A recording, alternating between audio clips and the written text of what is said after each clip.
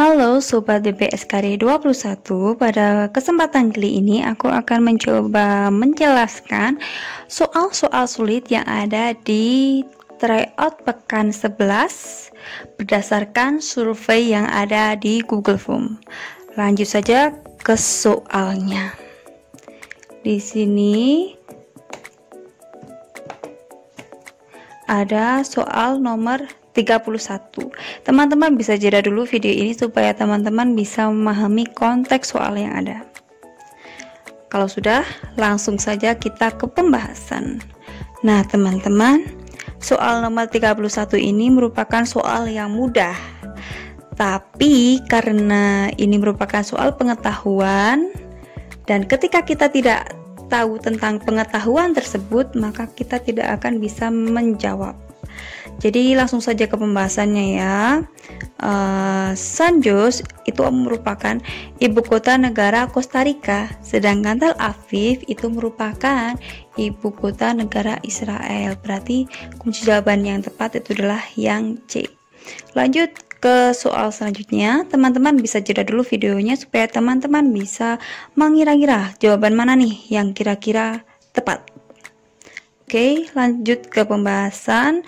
Nah, teman-teman, untuk mengerjakan soal figural jenis serial seperti ini atau figural yang berkelanjutan, maka kita bisa amati per komponen yang ada di soal. Nah, ini misalkan kita amati dulu dari komponen segitiga besarnya ya. Aku gambarkan seperti ini dan aku beri tanda seperti ini supaya kita mudah mengidentifikasi perubahan yang terjadi.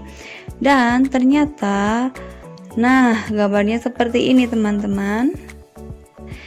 Jadi segitiga besar ini berputar berlawanan dengan arah jarum jam sebesar 90 derajat. Dan pada putaran kelima itu kembali lagi ke posisi semula. Jadi untuk opsi A, B, C, D semuanya sama ya kebetulan ya. Berarti untuk segitiga besarnya sudah sesuai semua. Berarti kita lanjut ke komponen yang selanjutnya. Misalkan aku gunakan komponen yang persegi ini, persegi kecil. Nah, teman-teman bisa perhatikan letak persegi kecil ini ternyata berada di sebelah kanan garis lipat atau garis simetri segitiga ini. Nah, ini merupakan garis simetri ya. Kalau teman-teman bayangkan, jadi perseginya itu terletak di sebelah kanannya. Aku gambarkan seperti ini ya. Dan ketika berputar seperti yang tadi ini di atas ya, ternyata letak si persegi ini juga letaknya sama juga di sebelah kanan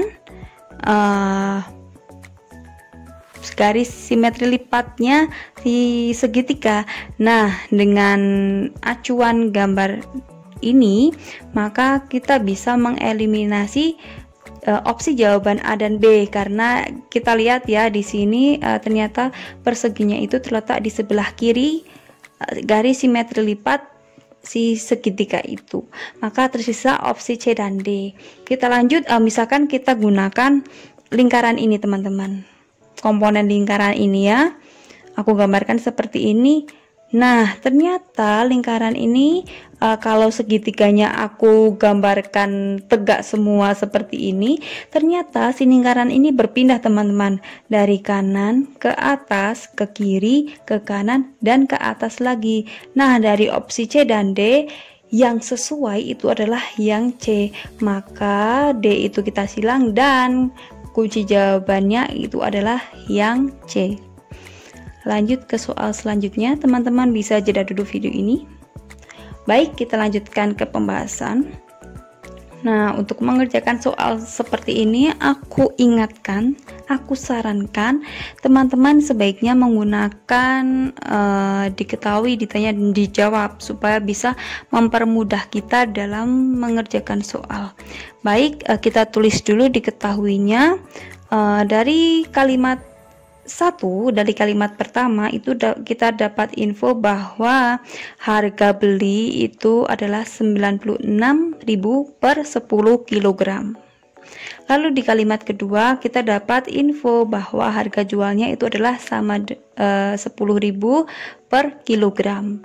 Nah, supaya nanti kita bisa memasukkan harga jual langsung ke rumus, maka satuannya kita samakan dulu antara harga beli dan harga jual. Maka kita samakan menjadi seperti ini, menjadi 100.000 per 10 kg. Dan yang ditanyakan di sini adalah persentase keuntungan. Berarti langsung saja kita tulis dijawab bahwa persentase keuntungannya itu sama dengan untung per harga jual dikali 100%. Kita masukkan ya, untuk mencari untung kan itu kita tulis 100.000 dikurangi 96.000, lalu kita hitung, kita masukkan yang lain dan kita hitung, dan ketemu bahwa persentase keuntungannya itu adalah 4%. Maka kunci jawabannya itu adalah yang A. Lanjut ke soal selanjutnya. Teman-teman bisa jeda dulu video ini.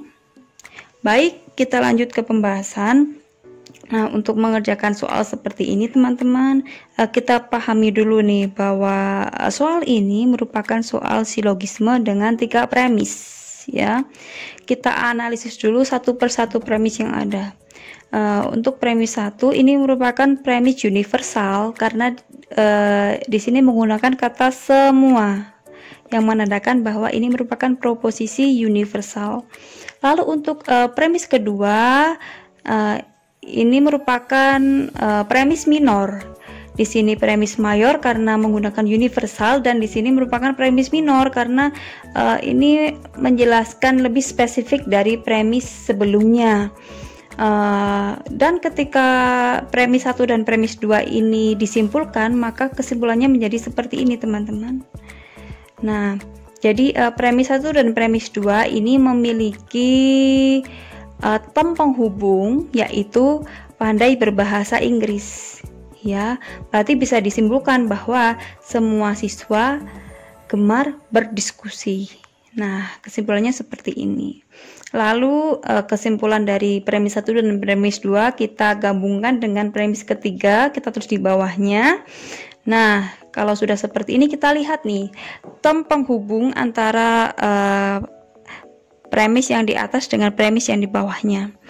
Premis yang di atas dengan premis yang di bawahnya ini memiliki term penghubung yaitu gemar berdiskusi. Berarti gemar berdiskusinya kita anggap hilang, maka tersisa semua siswa tidak pandai berdebat. Nah, kesimpulannya seperti itu ya, semua siswa tidak pandai berdebat. Nah, dari 5 opsi yang jawabannya paling sesuai dengan kesimpulan ini adalah yang E. Maka kunci jawabannya itu adalah yang E. Nah, itu dia teman-teman pembahasan soal-soal sulit dari tryout SKD BBSKD pekan ke-11. Barangkali ada koreksi atau ada penyampaian dariku yang kurang sesuai, teman-teman boleh banget kok memberikan saran yang membangun dan menuliskannya melalui kolom komentar. Itu saja pembahasan soal sulit dari aku. Semoga bermanfaat. Sampai jumpa lagi di video selanjutnya.